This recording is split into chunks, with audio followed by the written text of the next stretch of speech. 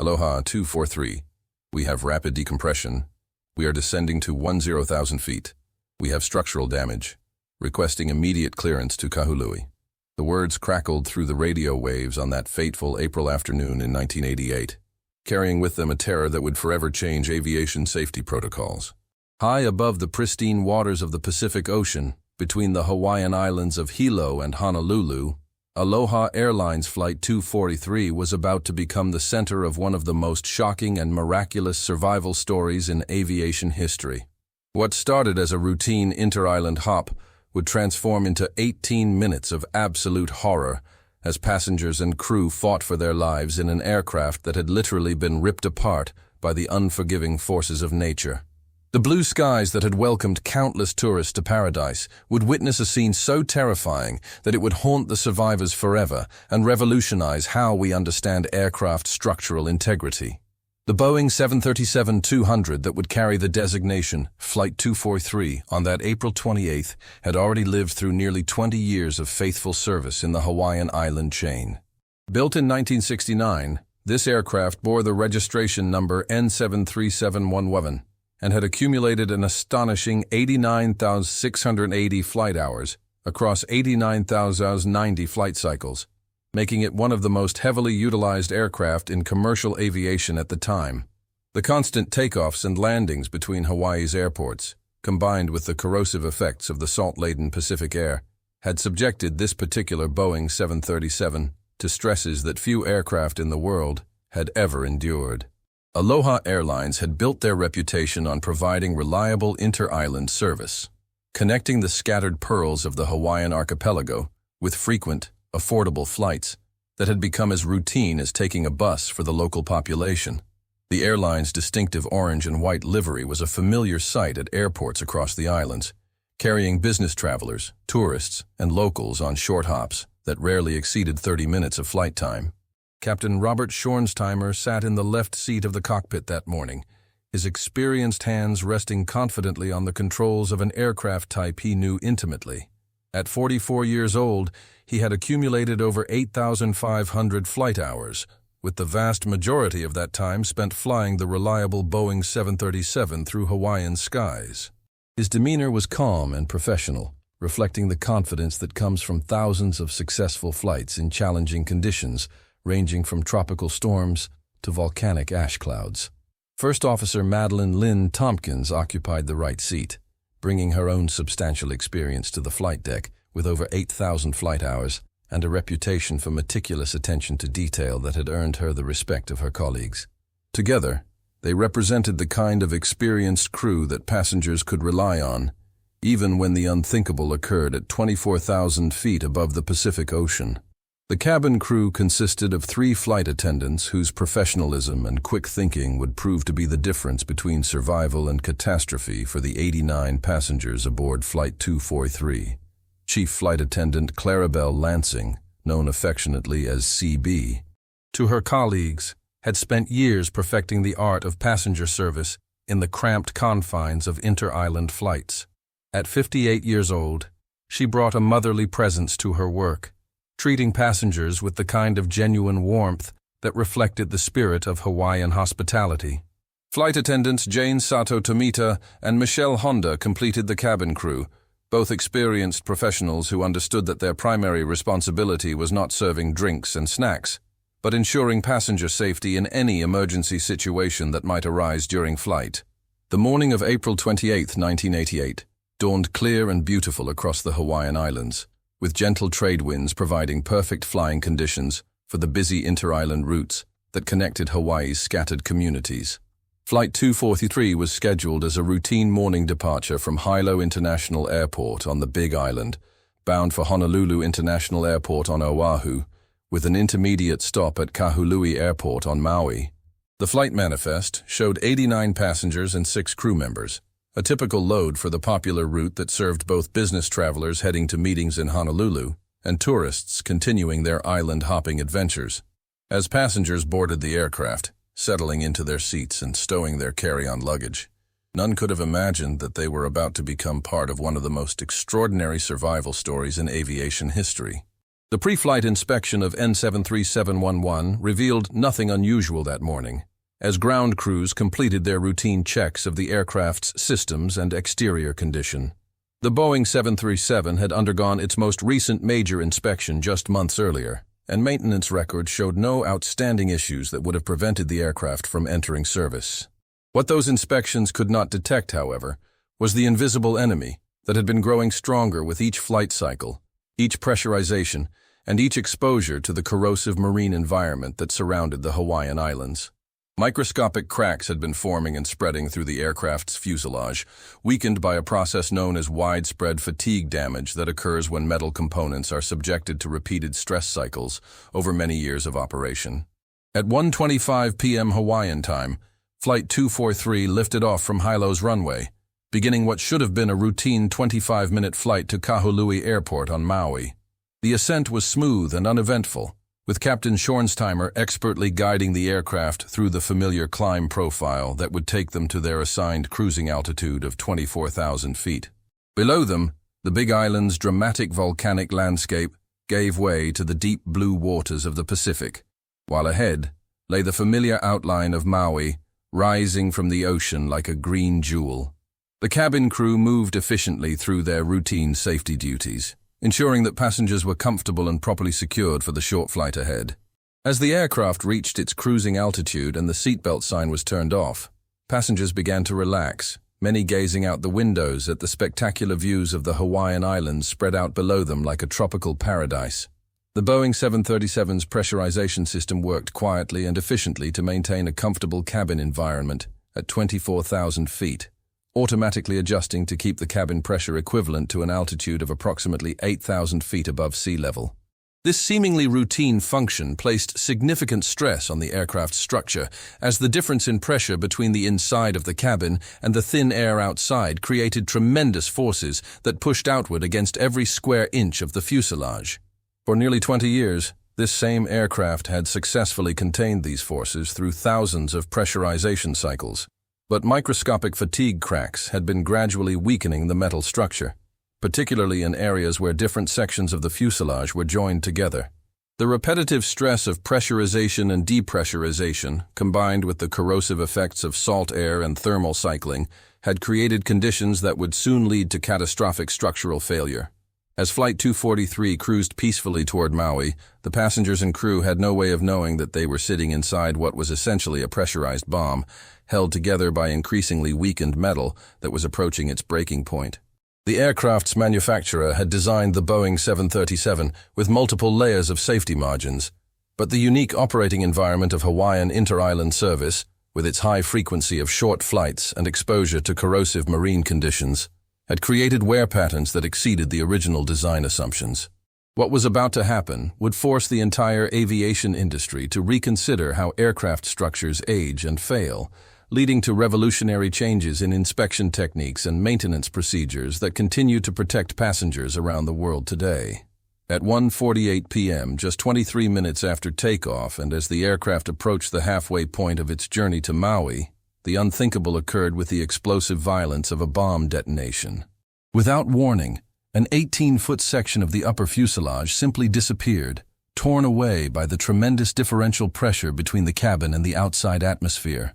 The sound was indescribable, a combination of explosive decompression, screaming wind, and the terrifying noise of metal being ripped apart at 24,000 feet above the Pacific Ocean. In an instant, the peaceful cabin environment was transformed into a nightmare scenario as passengers found themselves exposed to the thin, frigid air of high altitude, with hurricane-force winds howling through the gaping hole where the roof of their aircraft had been just moments before. Chief Flight Attendant Clarabelle Lansing was standing in the aisle near row 5 when the catastrophic structural failure occurred, and in the chaos of explosive decompression, she was swept out of the aircraft and disappeared into the Pacific Ocean below. Her body was never recovered, making her the sole fatality of this extraordinary accident. The passengers who witnessed her disappearance were traumatized by the sudden violent loss of a crew member who had been caring for their safety and comfort just moments earlier. The explosive decompression immediately triggered the deployment of oxygen masks throughout the cabin. but many passengers found themselves unable to reach their masks due to the tremendous forces generated by the 300-mile-per-hour winds that now roared through the cabin of the damaged aircraft. Captain Schornsteimer and First Officer Tompkins felt the aircraft shudder violently as the fuselage failed, followed immediately by the unmistakable sound and sensation of rapid decompression. The cockpit door burst open, and they could see directly into the passenger cabin through the gaping hole where the roof had been. Their training immediately took over as they initiated emergency descent procedures, knowing that they had only minutes to get the aircraft to an altitude where passengers could breathe without supplemental oxygen.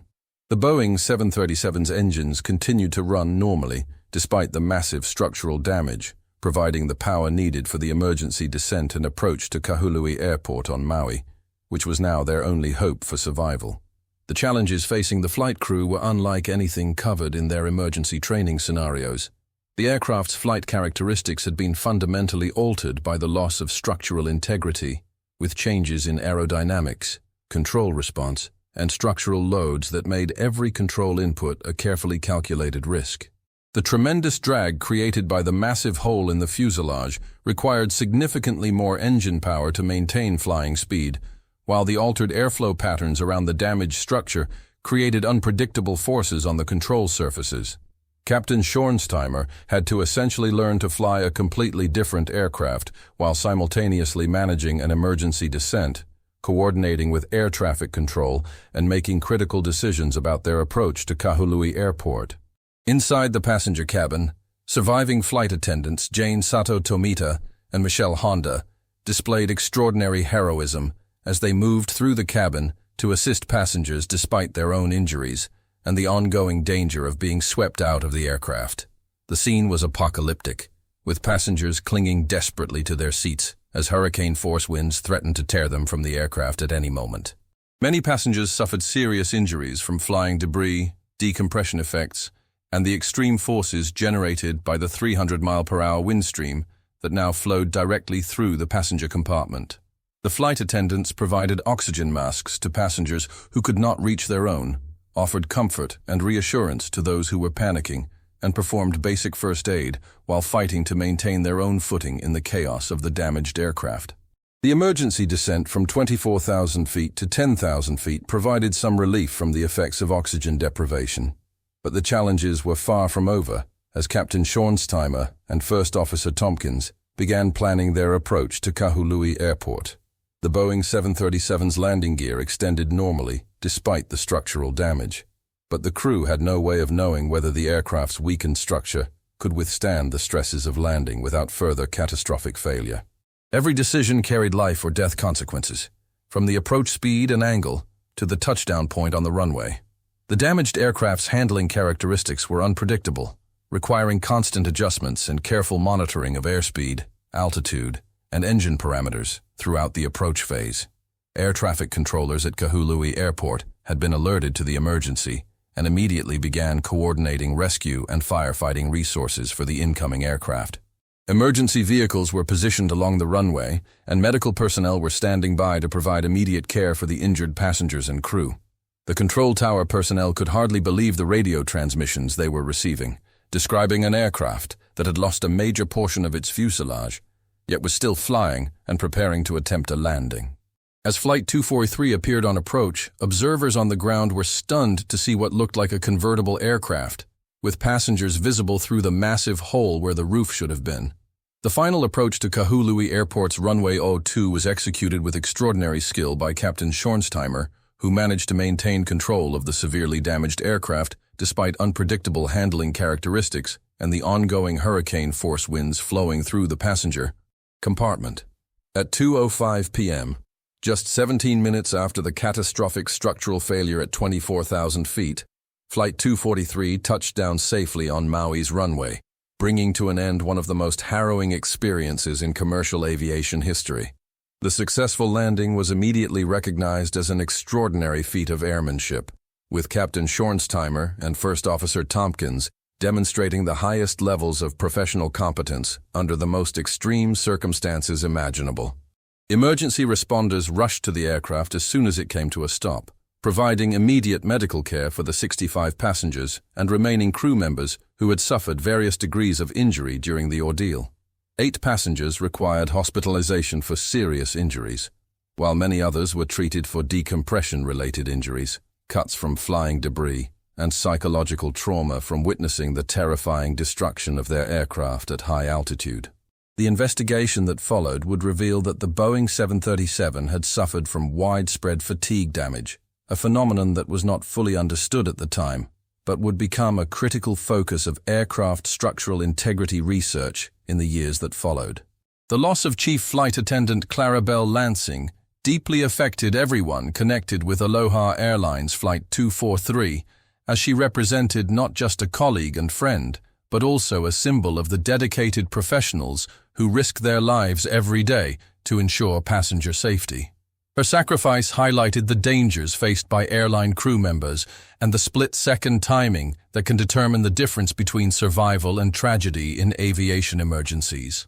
The C.B. Lansing Memorial Foundation was established in her honor, providing scholarships and support for aviation safety education programs that continue her legacy of dedication to passenger welfare and safety. The accident investigation revealed that Flight 243 had been subjected to an unusually high number of flight cycles due to its role in Hawaiian inter-island service, where short flights resulted in frequent takeoffs and landings that accelerated the fatigue process in critical structural components. The investigation identified widespread fatigue damage in the fuselage, particularly in the area where different sections of the aircraft were joined together during manufacturing. This discovery led to immediate inspections of similar aircraft worldwide and resulted in new maintenance procedures, inspection techniques, and retirement criteria for high-cycle aircraft that have prevented similar accidents from occurring. The heroic actions of Captain Robert Schornsteimer and First Officer Madeline Tompkins in successfully landing the severely damaged Boeing 737 earned them widespread recognition from the aviation community and numerous safety awards. Their quick thinking, exceptional airmanship, and calm professionalism under extreme pressure demonstrated the critical importance of thorough training and experience in managing unprecedented emergency situations.